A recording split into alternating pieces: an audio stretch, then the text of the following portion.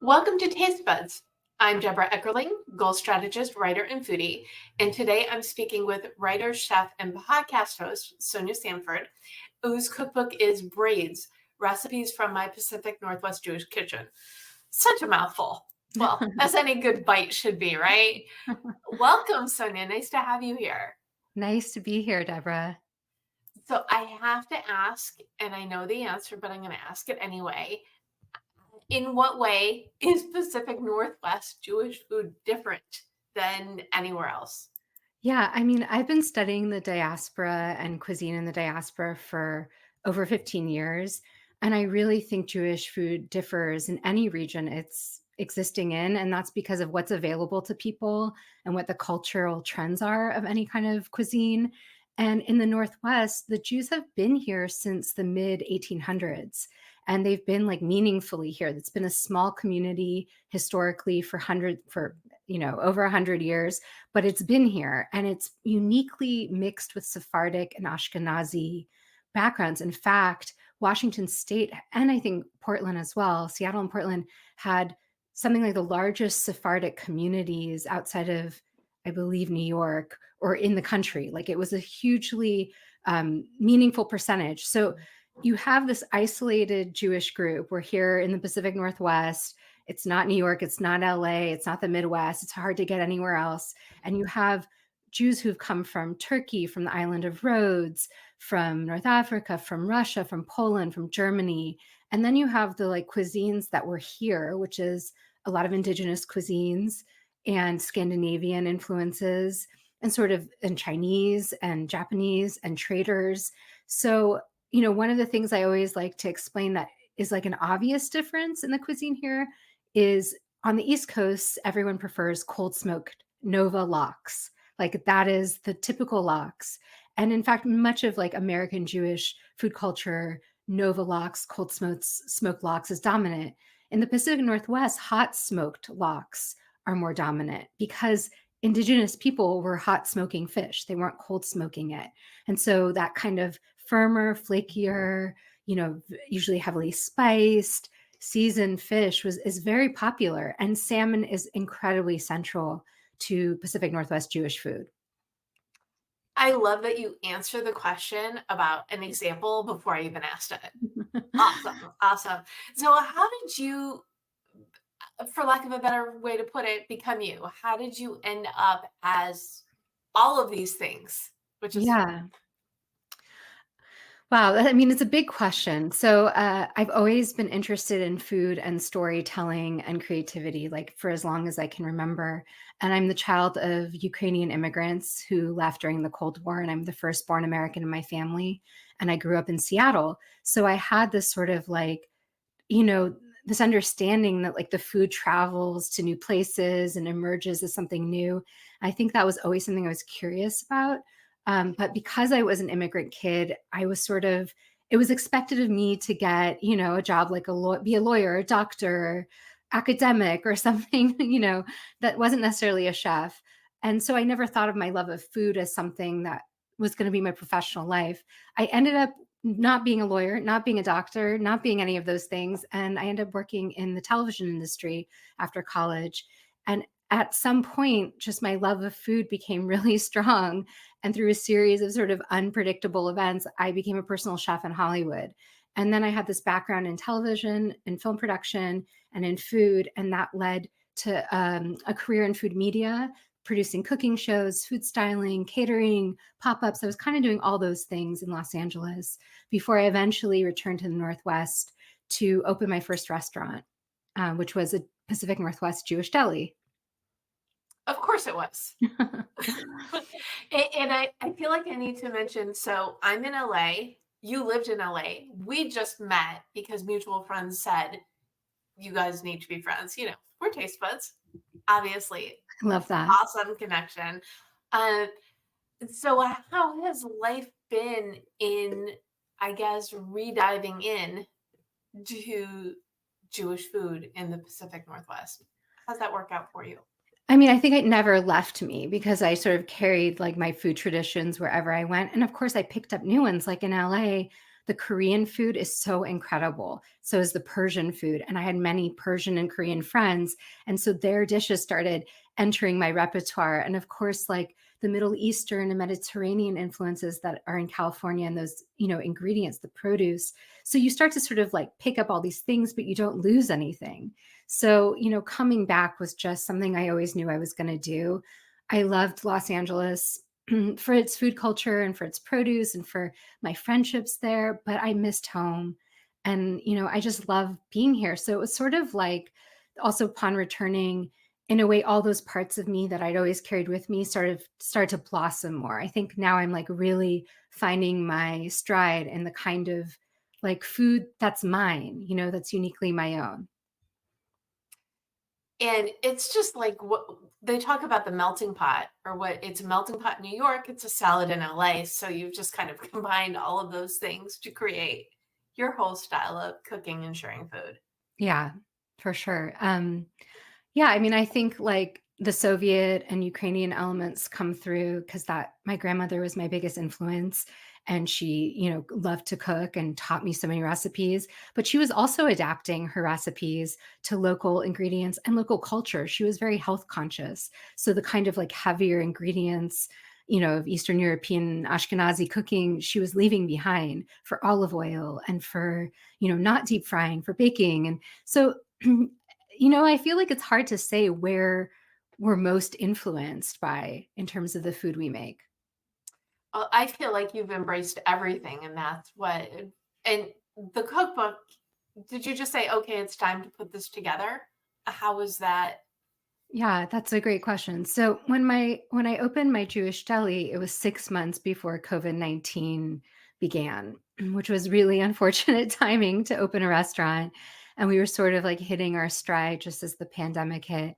And we tried to keep it going for another 6 months. And, it just wasn't possible for so many reasons, but all of them pandemic related. And because of the infancy of the business. But after it ended, so many people kept asking me for recipes, kept wanting to share food, or asked me if I would start another restaurant or catering. And I just couldn't do that. And so I was like, my goal with the restaurant was truly to create, community, to share stories around these foods, to share connections, to make people feel safe and nourished and cared for when they came in those doors. And so sometimes people were connecting to their own family dish, or sometimes they were just eating something that made them feel warm, made them feel good. And so I was like, can I create that in a book? Can I continue what I did with the restaurant in a different way in my life? So after it closed, about like 6 months after the restaurant closed, I started writing. Really, I feel like there's a making lemons out of lemon, making lemons out of lemonade, making lemonade out of lemons situation here. That you're continuing your mission, but you've just found another way to share your history and the history of these foods that are so important to you. I always ask my guests to share a recipe because uh, I don't think it's fair to talk food without giving people a way to try it. Do you have something that you love that you would like to share? Yeah, I mean, I think a kind of Northwest recipe that it's not so Northwest, but it has a Northwest element and a really classic Jewish recipe, and it's really easy to make, are my Marionberry Rugelach. And they're just a really simple Rugelach recipe with a cream cheese dough. And they're just so beautiful, but filled with Marionberries, I feel like is the Northwest element. Marionberries are extremely popular here. In fact, our berries are better than anywhere I've had in the country. I've traveled a lot. You know, LA is known for other fruits, but I really think Northwest berries are hard to surpass. And the Marionberries are incredible. They're kind of floral. They're, sort of a little bit of a mix between a blackberry and a raspberry, but I think that's like too simplistic of a description. And in rugelach, they're just such a wonderful filling. So that's definitely a recipe that, I feel like anyone can make and it can turn out beautifully and deliciously. And can they get these Marion berries anywhere, or is there a good substitute if you can't find it? It's made with Marionberry jam or Marionberry Oh, preserves, which you can definitely get all over the place, and there's an Oregon brand that makes it that you can order online that's excellent. So, there's lots of ways to track it down, but yeah, Rugelach can be filled with whatever you want. If you don't wanna do it with Marionberries, you could do any preserve, any jam that you like. okay. Well, we always need the workaround just in case, Yeah. right? And so if you're tuning in, whether you're listening or watching, if you go to jewishjournal.com/podcast, we will have that recipe along with the recap of this conversation. So, what are some other cooking tips that you can share to get people excited about, I don't know, putting flavors together or trying something new? You know, my book is called Braids because of a couple reasons, like, one of which is my hair was always into braids growing up, and my childhood friends all love the title because I was known for these braids, and it's also because of the way that the strands of our lives weave together into something whole and complete, and also the strands of challah, and also because challah is the thing that really connects me to sort of my lineage, my identity, my family, my history, I feel like more than any dish. And so I love to get people out of fear in the kitchen. And I think that if you've never made bread, challah is an incredibly forgiving place to start. And even if you don't know how to braid that well, even if it's ugly, even if it's misshapen, like no one has ever been mad at a freshly baked challah, no matter what shape it takes. And also it's something that you continue to improve on the more you make. So I really like to encourage people to try if they eat bread, if they enjoy challah, that's a great place to start. But the other thing that I just think is really important in cooking is to trust your instincts. So if something doesn't taste right to you or sound good to you, don't trust the recipe or the author, even though it may be perfectly good in their version. Like, so I'm always encouraging people to taste things, to try things, to tweak them, to make them their own. They don't like Marionberries, fill it with apricot preserves. They don't like challah, try something else. Like if you don't like tahini, leave it out of a dish. There's so many ways to tailor things to your own likes. And the more you kind of trust yourself, the easier cooking gets. So, by empowering yourself and trusting yourself, you're going to make better recipes because you know what you like. Yeah. Is that pretty much the gist? I want to go back to something you said a moment ago about fear. What is it that you think people are afraid of I in think the kitchen and cooking wise? I think there's a couple main fears. I think people have a real fear of getting something wrong. I think we all have a certain level of perfectionism in us, or expectations. I think people also have a fear of something being wasted. Like, if this doesn't turn out, then it's all been a waste. Then I got to throw the whole thing out, or like, what was the point? Um, and I think those are the two main things that I see with people. And that the thing is, like, the dishes and the batches of something that you waste, this actually happened to me today. I was testing a recipe and it did not work out, and it's because I was using a methodology of someone else's recipe, and I kinda knew, I was like, "I don't think this is gonna work," and it really didn't. I'm gonna have to throw the whole batch away. But I always think about that as, like, an incredible place of learning, for one, and two, it's like good practice to get things wrong and to be comfortable with it and to let it go and to just be what it is and not have it make any meaning about who you are as a cook, as a person, as a rule follower, as someone accomplished. And I think, also, again, in immigrant culture, like, there's a lot of that unspoken pressure, like, as a first generation person, that you had these freedoms and opportunities that your family didn't have. How are you going to live up to that? So that can play out in all these different places. So I guess, I think that's sort of what I've seen in teaching a lot of cooking classes. I've seen that come up.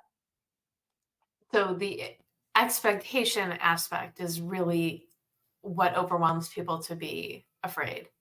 Yeah, and self-criticism. Like, I've heard so many people say, like, "But my challah is ugly." And I'm like, "But how did it taste?" You know? How was the experience? How did the dough feel to you? Was it fun to try to braid? How did it smell when it was in the oven? Like, how did your friends feel when they ripped into it? There's so many other things besides, like, the look of a dish or getting it perfectly right, or, and there's so many amazing culinary stories of delicious things coming out of accidents. So I just really embrace that. Well, and you're saying this, and I'm remembering, the chocolate and peanut butter commercial. Remember the original Reese's? Your chocolate's in my peanut butter, your peanut butter's on my chocolate. Yeah. Yum. Yeah. So if you don't explore and you don't experiment, you might be missing out on inventing the next great dish. Yeah. Okay. Absolutely.